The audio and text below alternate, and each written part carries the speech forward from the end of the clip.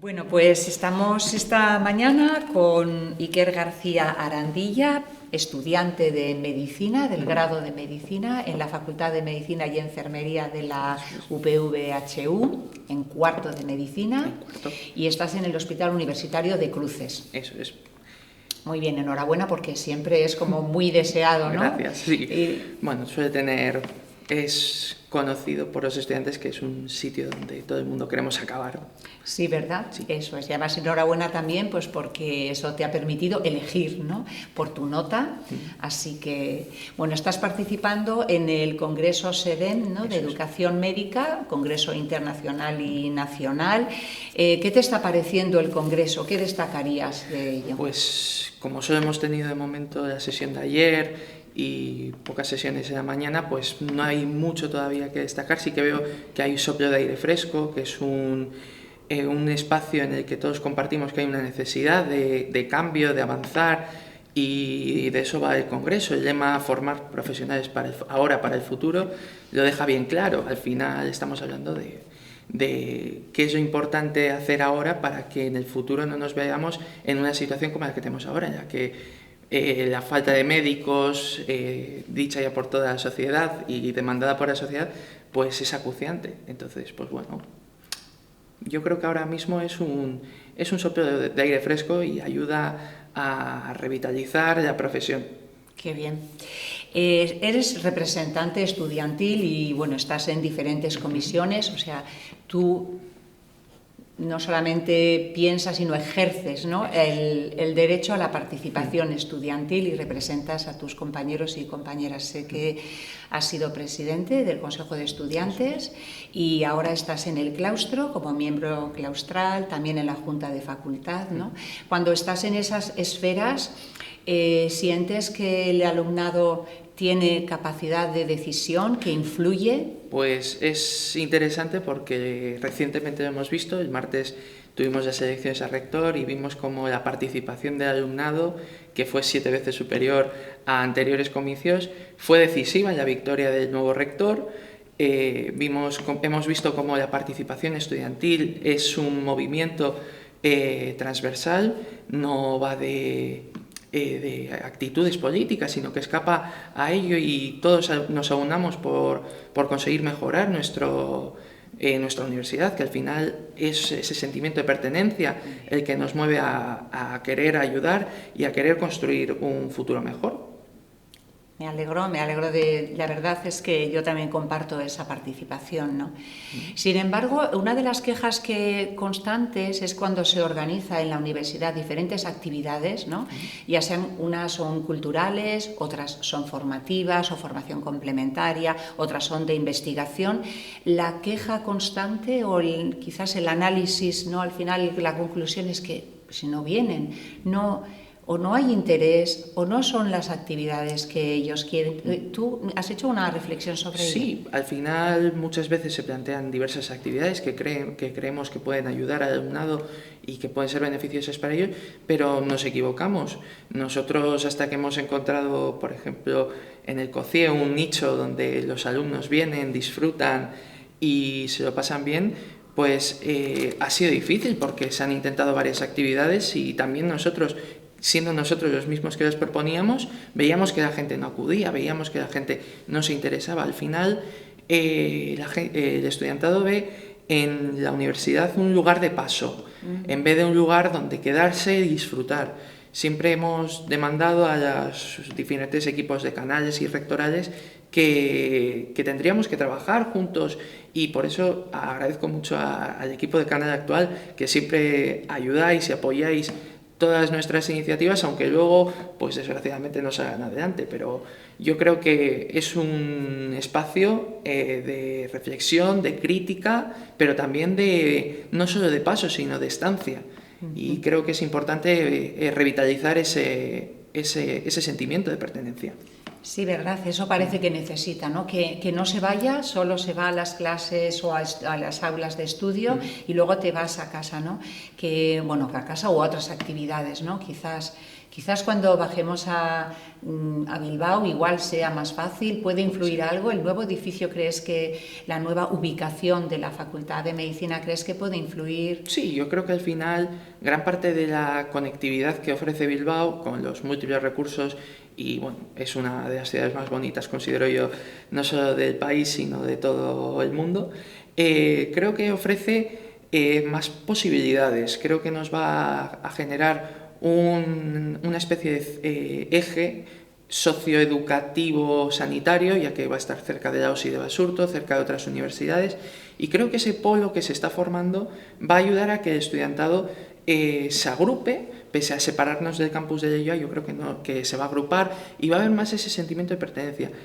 Sí que una de las cosas que comentábamos ayer en los foros posteriores a la sesión que tuvimos, sí que veíamos que uno de los principales problemas que restringen mucho a la hora de que el alumnado sea participativo es el examen MIR. El examen MIR exige una preparación y una formación de empollar, de hincar codos, que lastramos durante 6 años, ya que nuestro objetivo y nuestra meta, por desgracia, es esa.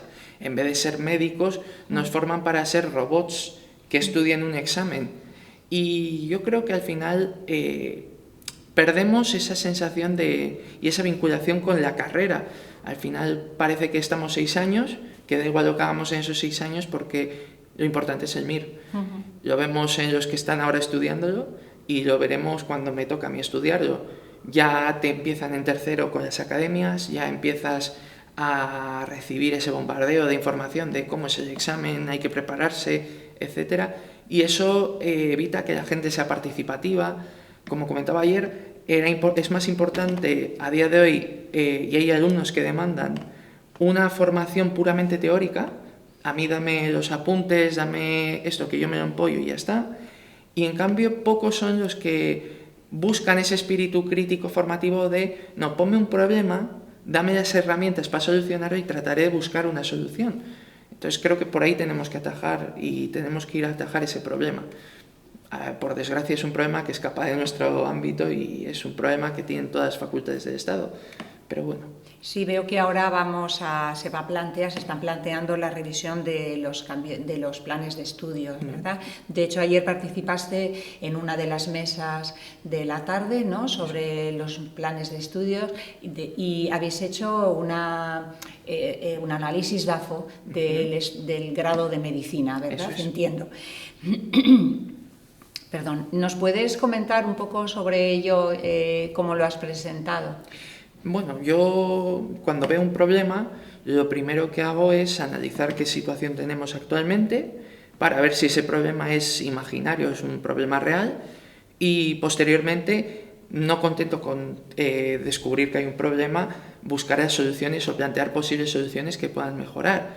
Yo lo que hice fue recopilar datos de diversas universidades, analicé un poco los planes de estudios y los comparé con modelos extranjeros de universidades de Singapur, de universidades de universidades extranjeras como puede ser la de Oxford, como puede ser Harvard, que son referentes a nivel mundial, y traté de buscar qué nos diferencia con ellas. Y veo que pese a nuestro sistema sanitario, no somos capaces de explotar y de exprimir la calidad de nuestro sistema sanitario y universitario. Tenemos uno de los mayores niveles de cualificación educativo, de niveles de cualificación sanitario. En concreto en Euskadi hemos tenido el sistema sanitario vasco de salud, ha sido referente durante muchos años en Europa, y no hemos sabido explotar esta capacidad para ser también referentes en materia de educación médica. Nos hemos quedado obsoletos, seguimos funcionando con planes de estudio, como decían ayer en la mesa, tanto el decano Joseba como el exdecano de la UAM, José Antonio. Al final, ellos han estudiado casi con el mismo modelo educativo con el que estudio yo, clases magistrales, prácticas clínicas, y en cambio hemos visto que la tecnología ha ido avanzando y no vamos junto con ella. Nos hemos quedado más obsoletos. También una de las ponencias anteriores que dio la profesora María Teresa Alfonso hablaba sobre ello. Tenemos una oportunidad en este momento para abordarlo, pero parece que todos nos acobardamos, todas las universidades se acobardan en dar ese paso. ¿Qué aspectos débiles encontrarías en el grado de medicina? Sobre todo la saturación en las aulas. Vemos que incesantemente se pide aumentar las plazas. Eso es algo con lo que no vemos que haya esa necesidad. Se ha hablado también a nivel estatal, en el Consejo Estatal de Estudiantes de Medicina, y vemos que aumentar las plazas, aumentar las facultades, lo único que va a generar es que probablemente dentro de unos años nos encontremos con una bolsa de paro de todos estos estudiantes que estamos siendo formados ahora en el presente para el futuro. Al final creo que estamos pecando de previsores y nos vamos a pasar con la oferta de médicos que estamos generando.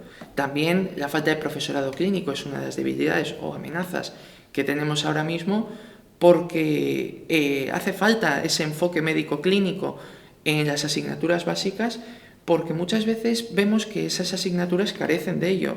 En foros posteriores al debate estuvimos comentando diversos profesores de diversas universidades del Estado, estuvimos viendo la necesidad de que haya esa perspectiva clínico-médica en las asignaturas básicas que ayude y que refuerce a la hora de las propias asignaturas médicas, que les dé un apoyo y que sea un apoyo y no un impedimento o unos papeles de apuntes que se quedan guardados en la estantería. Cuando tú, quizás es un poco más personal, ¿verdad? Pero que represente también el sentir de tus compañeros y compañeras. Cuando estabas en bachillerato, ¿no? Y ibas a hacer medicina y te imaginabas cómo iba a ser tu carrera de medicina, ¿no? Tu grado de medicina.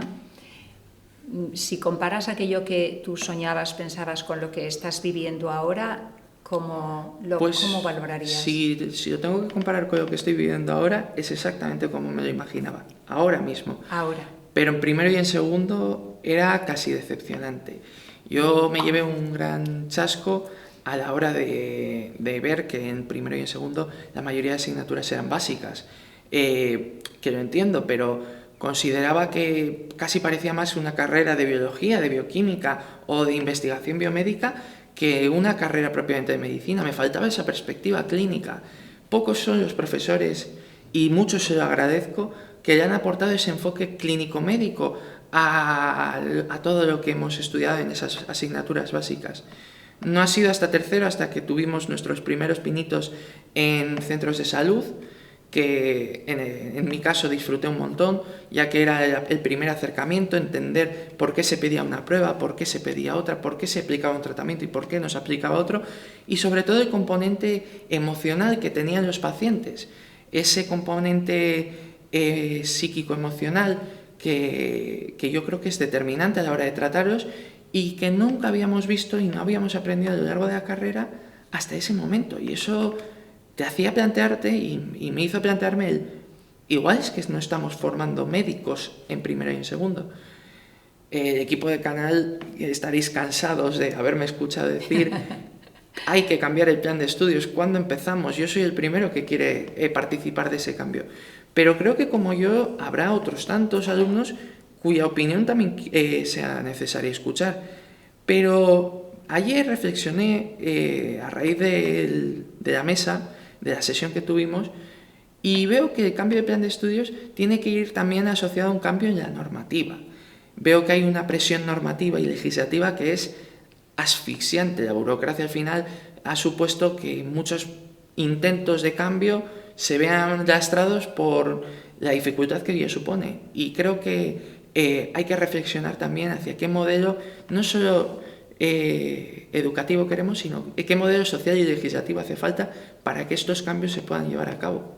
Muy interesante, me gusta mucho esto que estás diciendo, porque yo también, que estuve en la mesa, ¿no? O sea, que os estuve oyendo, y cuando planteó el decano, ¿no? Pues vi que ponía también equilibrio al análisis que habías hecho tú, que es como, vamos a decir, desde quien recibe, que es, ¿no? Desde quien recibe y ve pues todas esas aspectos negativos o que no están bien, que no encajan bien, y cuando él plantea las dificultades, yo creo que se te veía que tú también estabas reflexionando, Claro. ¿no? O sea, yo te notaba que tú pensabas, bueno, espera, igual no es tan fácil como pensamos, ¿verdad? Eso es. Al final, el decano, tanto nuestro decano como el exdecano de la UAM, vinieron a plantear que dentro de los cambios idealistas y que yo planteaba, casi a día de hoy se convierten en utopía al pensar en los cambios legislativos y normativos que ello supone. El decano hizo una presentación que yo considero que fue casi excelente, porque vino a demostrar que, aunque todos estamos de acuerdo en la formación que necesita un médico en ese análisis macro, discernimos mucho en lo micro y cada universidad tiene su plan de estudios propio, y que hace falta saber cuál es ese análisis que él denominó meso, ese currículum oculto, a la hora de abordar esos planes de estudios. Y claro, yo lo que he visto es que ahora en nuestra facultad es donde vamos a empezar con ese análisis meso, que vamos a buscar qué es lo que hace falta, ese equilibrio entre lo que hace falta y lo que ponemos en práctica. Yo creo que fue una exposición muy buena, pero también vino a demostrar que esos cambios que yo propongo son necesarios, pero no hay forma de abordarlos a día de hoy. Todos estábamos de acuerdo, creo, en la mesa, de que eran cambios que sonaban muy bien y que en la práctica creo que funcionarían bien, pero que no se podían llevar a cabo por toda la normativa de las órdenes CIN, directivas europeas e incluso tratados internacionales que han hablado sobre ello. Creo que tenemos que, por lo tanto, esto ya es un tema que aborda, que es superior a nuestra facultad, superior a la universidad, y que habrá que tratar, que habrá que pedir a los decanos que traten en las conferencias de decanos y sobre todo con las reuniones con los ministerios. Y vienes con una ideal, tú tienes en tu cabeza algo que se parece a cuando estás en la clínica, ¿verdad? En el ejercicio profesional. Entonces, ese primero o segundo es como un freno a tu deseo, a tus ilusiones, ¿no? Quizás ahí, ¿no? Sería interesante ir viendo, analizar esos cursos, qué le faltan a esos cursos, ¿no? Les falta perspectiva clínica y sobre todo les falta ese acercamiento a la profesión.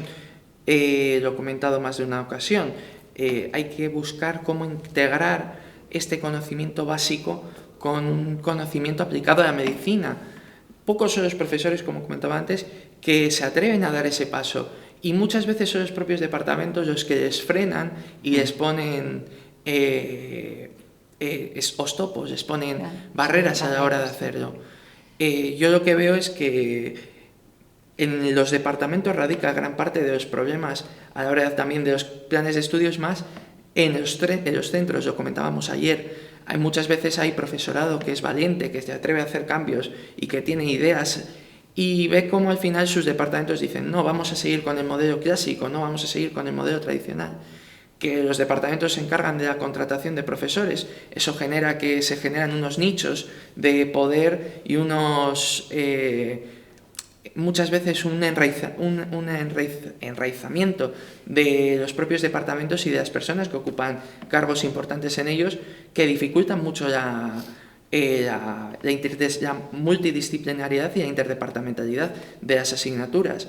Comentaba ayer el decano, y lo subrayaba bastante bien, que somos de las pocas facultades que no tenemos conocimiento médico-quirúrgico integrado, sino que las asignaturas de medicina y de cirugía van aparte, y los abordajes que plantean sobre los mismos problemas son a veces muy diferentes. Veo que hay mucha repetición, mucha reiteración en los contenidos. Veo que no hay una coordinación y un consenso sobre qué tenemos que aplicar y que enseñar a nuestros jóvenes, a nuestros estudiantes de medicina. Y eso es el problema, esa falta de coordinación. Quizás sería bonito plantear la figura de un coordinador, no solo del grado de medicina, sino del currículum de medicina. Un coordinador que se encargue de asignar qué tareas le va a competir a cada departamento dentro de la aplicación de una asignatura.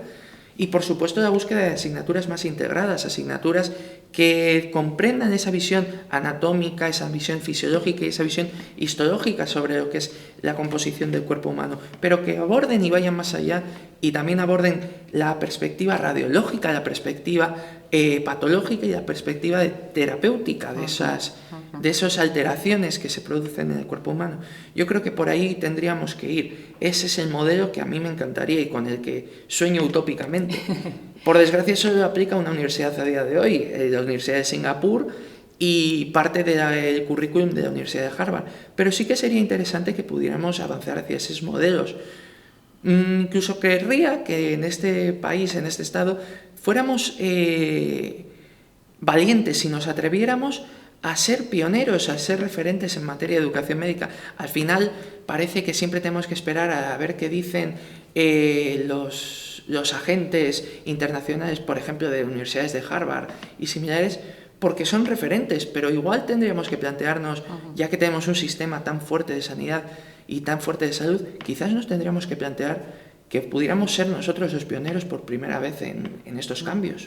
¿Estarías de acuerdo entonces con una unidad de educación médica en las facultades? Sería planteable, no sé exactamente, sobre todo el tema crear una unidad de educación médica, más que el nombre y las personas que lo compongan, sería importante ver qué competencias, qué sustento van a tener, porque a día de hoy existen unidades de educación médica en varias facultades del país y no veo que generen esos cambios reales que demandamos.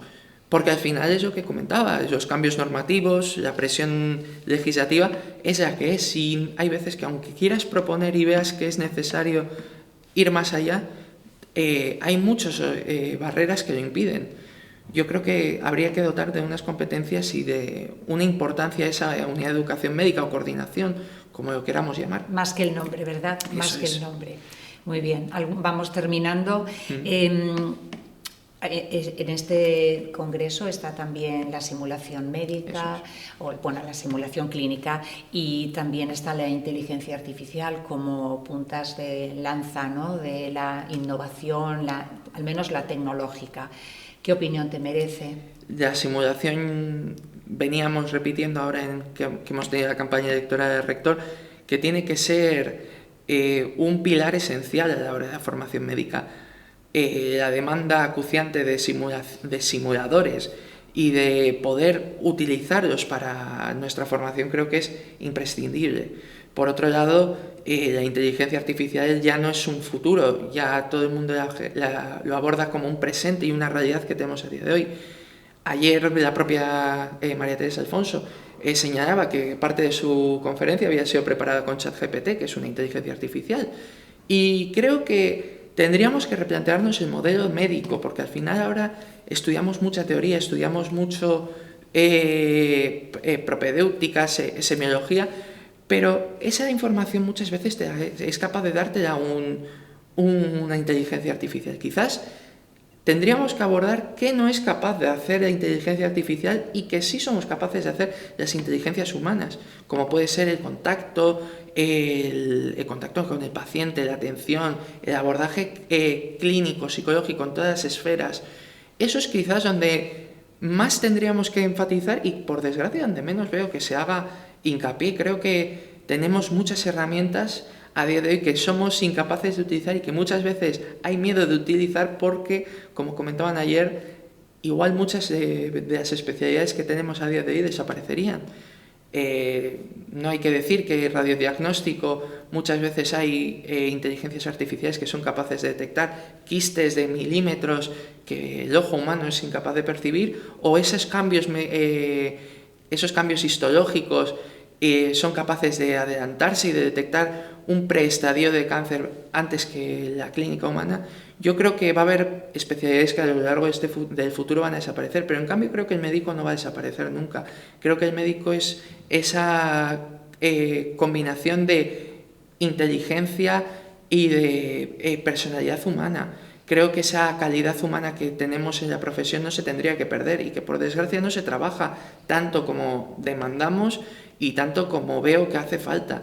Veo que hay muchos médicos que se esconden detrás de un ordenador, teclean y al paciente ni le miran. Eso no es medicina. Medicina es el paciente, es saber que tienes a un paciente delante y no que tienes que tratar X enfermedad.